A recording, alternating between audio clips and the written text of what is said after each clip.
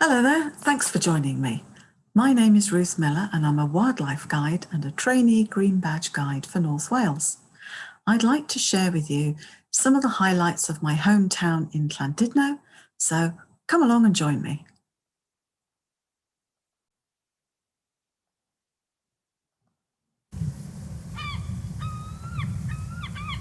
Now, Llandudno is home to around 20,000 permanent residents, and each year in summer, those numbers are boosted by over 80,000 visitors coming for a day trip or to enjoy a seaside holiday.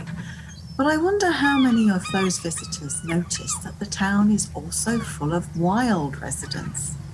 So I'd like to share with you today some of the secrets of wild Llandudno. Welcome to Llandudno, known as the Queen of Resort. We're here on the North Wales coast on the Croedyn Peninsula, which is halfway along, and you can see how the town of Llandudno has developed on the flat land in between two high points. We're standing on the Little Orme and we're looking across to the Great Orme headland in the distance. Llandudno's got two beaches. You've got the curve of the North Shore in Llandudno Bay, and then on the far side of town, you've got the sandy West Shore. And we're going to go for a stroll along the North Shore. It was created as a Victorian seaside resort on land acquired by Lord Mostyn, and hotels sprung up in the late 1800s all along the curve of Llandudno Bay, where you can see the promenade, and it was the in thing to stroll along here and take the sea air. Fast forward to current times, and this is a conservation area which has protected that authentic Victorian feel to Llandudno, and it's still popular to stroll along the promenade. But these days, you're very likely to be joined by these chaps, herring gulls. Now, love them or loathe them, they're very much a part of the British seaside experience. And for them, Llandudno is the perfect place to live because all those rooftops and chimneys make the perfect place to raise their chicks in their nests. It's also a great place to find plenty of food. As their name suggests, they like to feed on fish, but why go out to sea and catch your own when there are so many tourists sitting on the promenade eating fish and chips? And it's so much easier to help yourself to somebody else's. So they are making a bit of a reputation for themselves here. Now what I'd like to do is carry on along the promenade until we get to the pier. So follow me. We're going to go up North Parade and past the Grand Hotel along Happy Valley Road until we come to the Victorian Pier. And at 700 metres long, Llandudno's pier is the longest pier in Wales. You can imagine how exciting it must have been for the Victorian visitors to walk out along this pier and enjoy the crashing waves of the sea underneath them. Quite an experience.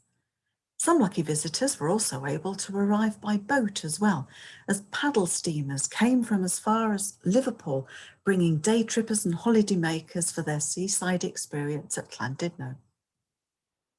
It's still a popular place to walk today, and people love to go along it and enjoy the amusement arcade games. But I wonder how many of them realise they're also sharing the pier with birds. There are a lot of these turnstones here, which are a bird that really do what it says on the tin. They like to turn over stones and look for insects and invertebrates to eat that are lurking underneath. And when the tide is low, they can be seen all over the legs of the pier, lifting up the seaweed, looking for insects and tasty morsels. When the tide is high and the legs are covered, the birds then move to rock, where they rest up and breathe, waiting for the next low tide to refresh all that food for them. And I'm sure people are walking along the pier with no idea that there are tens of these birds just sitting there within feet from them. Now we're going to walk a bit further along them. And the next bird I'd like to share with you, you're likely to hear before you see it, that's the chough, or the red-billed chough to give it its full name. These birds are members of the crow family, but they're actually quite rare here in Britain. They like to live on coastal sea cliffs, and we're lucky enough to have several pairs of them right here in Llandudno. These wonderful birds are real aerial masters. They really enjoy the air currents. And when they're on land, you might see them marching around and probing into the soft ground with those wonderful red beaks as they're looking for leather jacket larvae, which is their preferred food. Now, you may remember we walked along Happy Valley Road, and I'm going to take us back to Happy Valley now.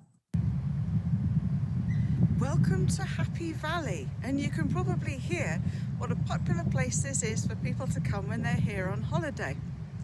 Now, back in the 1800s, a local gentleman called Charles Dodson, who might be more familiar to you by his pen name, Lewis Carroll, met the Liddell family, who were here on holiday, and their daughter, Alice Liddell, is said to be the inspiration for Alice in Wonderland. So when you're wandering around Llandudno, you might find a few characters who are more wild than others. There's a complete white rabbit trail around the town, taking you past some of the highlights, so well worth keeping an eye open for. Goodness me, is that the time? I'm late. Oh, I'm late for a very important date with another Great Orme resident and definitely part of the Llandudno experience. No trip to Llandudno is complete without seeing some of the Great Orme goats. These wonderful cashmere goats, or at least their ancestors, used to be part of the royal herd at Windsor, and Lord Mostyn was given 2 of them by Queen Victoria. He brought them back to his estate here, but they were rather too much for his estate to handle, and so he released them onto the Great Orme, where they've gone from strength to strength. Now, normally these goats keep themselves to themselves up on the headland, but during lockdown, when everybody was indoors and the streets were quiet, the goats took over the town. Now here's my street, and you can see 2 of the males quite at home marching up the road, and it became quite normal to open your front door and find a goat in your front garden munching away on the vegetation. Now, when everything was all stressful, when everyone was anxious about COVID, it was great to have a good news story, and these goats went viral. They even made it onto the front page of the New York Times. So I hope you've enjoyed the mini tour of the wild side of Llandudno with me, and I look forward to sharing more of Llandudno with you in the future. Thanks very much, and bye for now.